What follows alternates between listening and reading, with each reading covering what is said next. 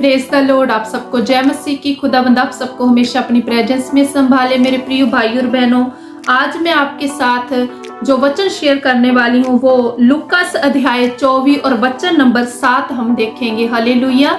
Lucas अध्याय 24 और वचन नंबर 7। सो मेरे प्रिय भाई और बहनों, वचन क्या कहता है? अवश्य है कि मनुष्य के पुत्र पापियों के हाथ में पकड़वाया जाए और क्रूस पर चढ़ाया जाए और तीसरे दिन जी उठे। हालेलुया। सो मेरे प्रिय बहन और भाइयों, वचन क्या बताता है? हम सोचते हैं कि प्रभु यीशु मसीह तो इतने सर्वशक्तिमान थे, वो इतना उनमें ताकत थी, वो परमेश्वर के पुत्र थे और परमेश्वर उनके लिए सब कुछ कर सकते थे उस समय भी, जैसे कि परमेश्वर आज कर रहे हैं सब कुछ।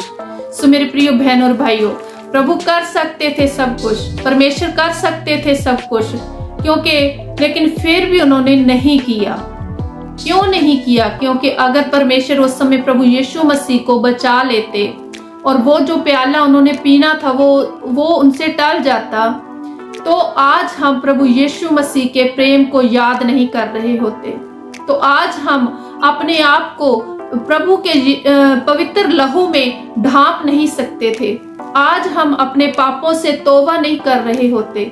आज हम अपने गुनाहों से आजाद नहीं हो सकते थे। सो मेरे प्रिय बहनों और भाइयों, प्रभु की जो कल्पनाएं होती हैं हमारे लिए, वो उचित है, वो हमारे लिए भलाई की है।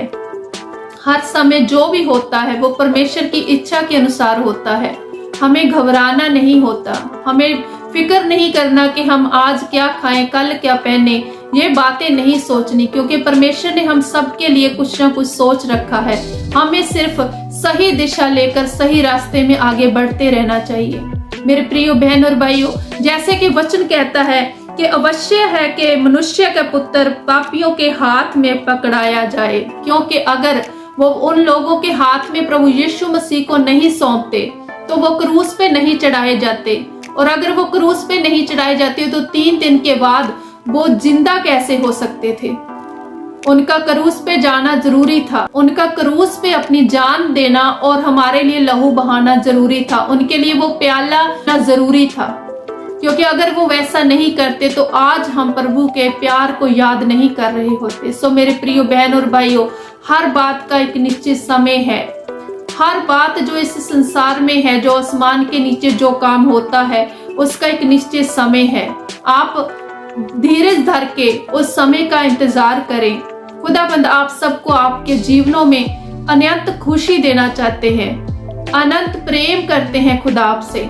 सो आप ना घबराइए, खुदा की इच्छा के अनुसार चलिए। आप मांगिए सब कुछ जो आप चाहते हैं जीवन में, लेकिन मांगने के बाद आप अगर एक शब्द खुदा के हजूरी में बैठ के ये बोल दे कि हे प्रभु, हे परमेश्वर, मैं ये चाहती तो हूँ, मैं ये चाहता तो हूँ कि मेरे जीवन में ये काम हो जाए, लेकिन मेरे परमेश्वर, मेरे खुदा, लेकिन मेरी इच्छा नहीं, आपकी इच्छा मेरे जीवन में पूरी हो। क्योंकि जब हम ऐसे प्रार्थना करते हैं, जब हम परमेश्वर को आगे रख के प्रार्थना करते हैं, हमारे जीवन में जो रुकावटें होती हैं वो दूर हो जाती हैं, क्योंकि हम खुदा के लिए मांगते हैं, खुदा की इच्छा के अनुसार मांगते हैं, तो हम अपनी जो भी प्रार्थनाएं हैं उनका फल जरूर पा लेते हैं।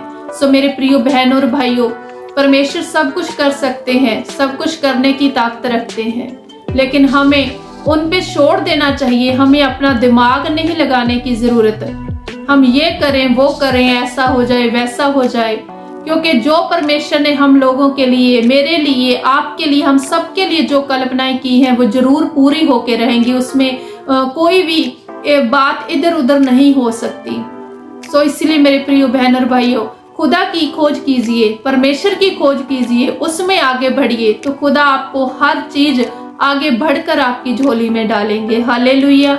ये वचन मैं आपके साथ शेयर करती हूँ, आपका धन्यवाद करती हूँ, और मैं उम्मीद करती हूँ कि आप वचनों में आगे बढ़ेंगे और वचनों पे मनन करेंगे, क्योंकि वचन ही जीवन है। मेरे प्रिय बहन और भाइयों, आप सबको जय मसीह की।